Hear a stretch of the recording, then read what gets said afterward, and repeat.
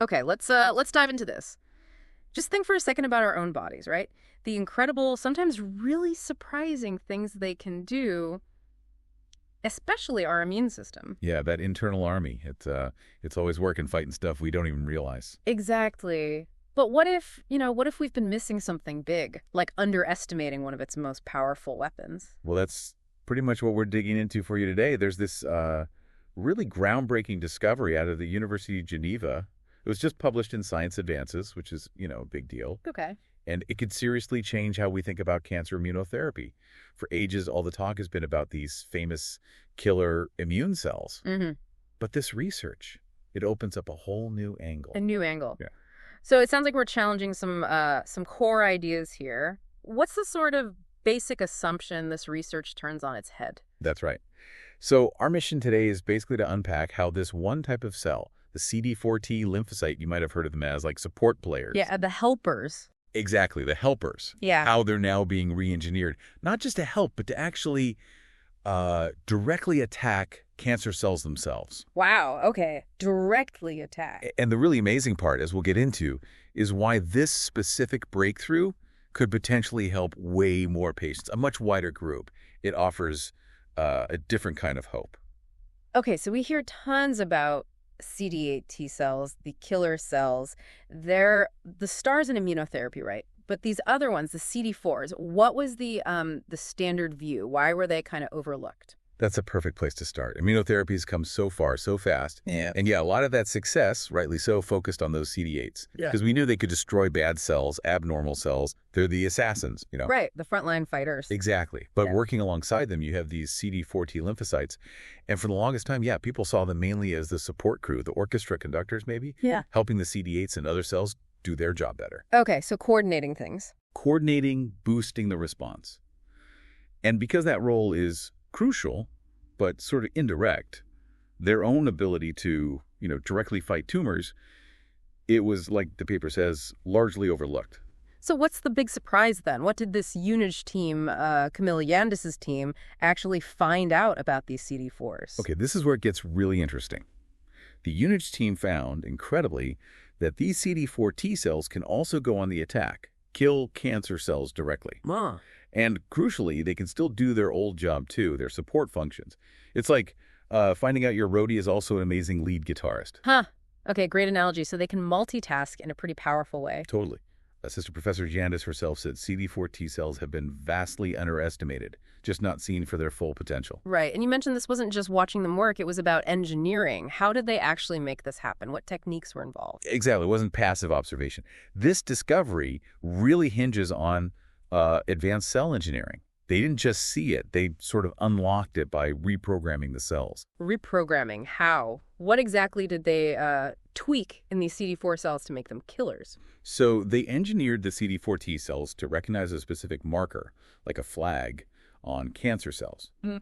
This marker is called NY-ESO-1. NY-ESO-1. Oh. And the important thing is this NY-ESO-1 isn't super rare. It pops up on the whole range of different cancers. Ah, okay. So how did they engineer them to spot that specific flag? Well, the researchers, working with some other groups too, they started by studying CD4 T cells from melanoma patients.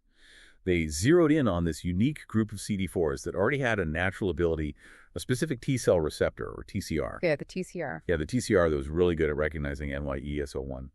So they found the best natural spotter, isolated that specific TCR, and then basically copied it, artificially putting it into other CD4 T cells, essentially teaching them how to find and target that NY-ESO-1 marker. Got it, like giving them new instructions. And the results, Camilla Jandis mentioned they tested these engineered cells both in vitro, so in lab dishes, and in animal models. What happened? Were they effective? Oh, yeah, Yeah. very effective. They found these engineered cells successfully targeted not just melanoma, where they started, but also lung cancer, ovarian cancer, sarcoma, even brain cancers. Wow. And here's the key part. They did this while, and I quote, sparing healthy cells, which is obviously critical. Hugely important. So it really confirmed this dual role. They can attack directly, Yeah. and they still do their support thing. They're like a Swiss Army knife immune cell now. That's amazing just by itself. But earlier, you mentioned something potentially even bigger, this widespread allele advantage. What's that about? Why is it such a game changer? Right. Okay, this brings us to something called the HLA system. It's basically a set of genes that controls how our immune system recognizes things. We all inherit different versions called alleles. Okay.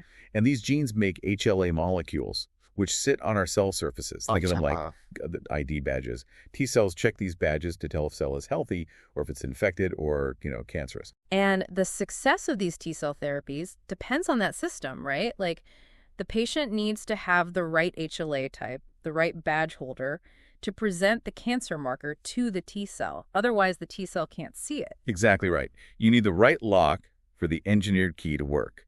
And this is where the UNIGE research gets incredibly exciting for, potential patients. How so? That NY-ESO-1 marker, the one their engineered TCR recognizes, it gets presented or shown by an HLA allele that is really common. They call it a widespread allele. How widespread are we talking? Get this. They found it in about half the Caucasian population. Half. Whoa! Half? Compared to what, usually? Well, compare that to other HLA alleles that therapies often target.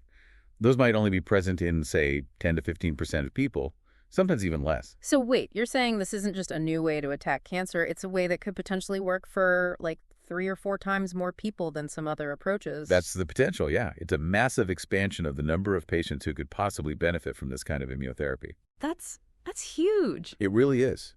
Especially because, remember, NY-ES1 is found in lots of different cancer types.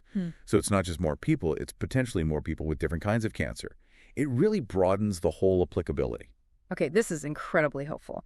So where does this stand now?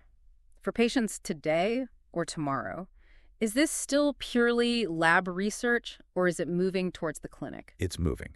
Camilla Yandis' team isn't stopping. They're actively prepping for a clinical trial using this exact approach, TCR-engineered CD4 T cell therapy. A clinical trial soon. That's the plan. And it will include patients with different types of cancer as long as they express that NY-ESO-1 marker. Okay, so first, they'd need an HLA test. Make sure they have the right widespread allele, the right badge holder. Then they'd check the tumor itself to confirm it actually has the NY-ESO-1 marker. Makes sense. If those check out, they'd collect the patient's own CD4 T cells, take them to the lab, insert that special TCR, grow millions or billions of them. Multiply the army. Exactly. Multiply the newly trained army and then infuse them back into the patient. So it's very personalized, using your own modified cells. That's quite something. But I heard the vision goes even further. Something about a bank. Yeah, she has the even bigger idea for the future.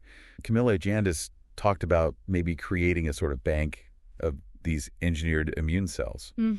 Ready to use. Ready to use. How would that work? From donors? From healthy donors, yeah. They'd be pre-engineered and carefully matched, HLA matched, to patients to avoid rejection. And the advantage there would be speed. Speed, exactly. It would save precious time. Think about patients with really aggressive cancers where every day counts.